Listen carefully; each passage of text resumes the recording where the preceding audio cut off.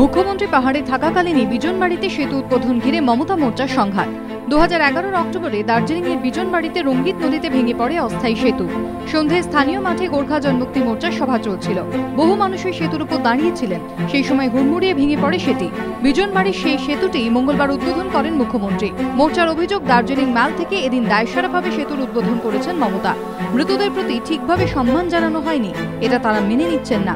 তাই বুধবার বিজনবাড়িতে গিয়ে সেতুটির ফের উদ্বোধন করবেন মোর্চা সভাপতি বিমল গুরুং।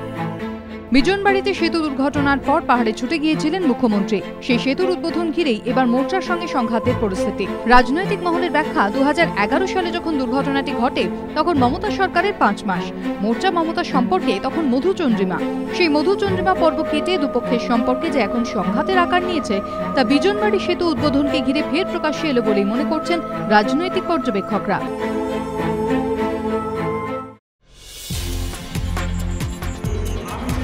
ত্রিফলা কাণ্ডে ফের উত্তাল পুরসভা। সম্প্রতি কলকাতা পুর কমিশনের কাছে জমা পড়েছে পুরসভার নিজস্ব অডিট টিমের রিপোর্টে বেসরকারি অডিট সংস্থার আনা দুর্নীতির অভিযোগেরই উল্লেখ রয়েছে। তার জেরেই মঙ্গলবার বিরোধীদের বিক্ষোভে উত্তাল হয়ে ওঠে পুরসভার মাসিক অধিবেশন।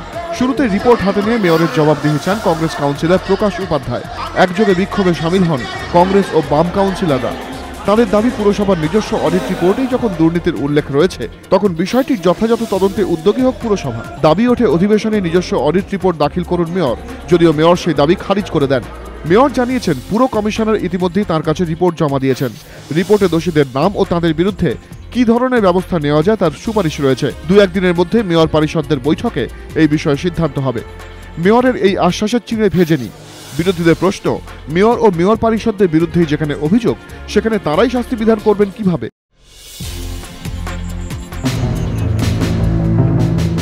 মুখ খুললেন শাহরুখ। নিজের নিরাপত্তা নিয়ে বিতর্কের অবসানে এগিয়ে এলেন স্বয়ং কিং খান। মঙ্গলবার সাংবাদিক বৈঠক করে শাহরুখ বলেন, তাঁর লেখা নিয়ে অযথা বিতর্ক হচ্ছে। ভারতে তিনি সম্পূর্ণ সুরক্ষিত।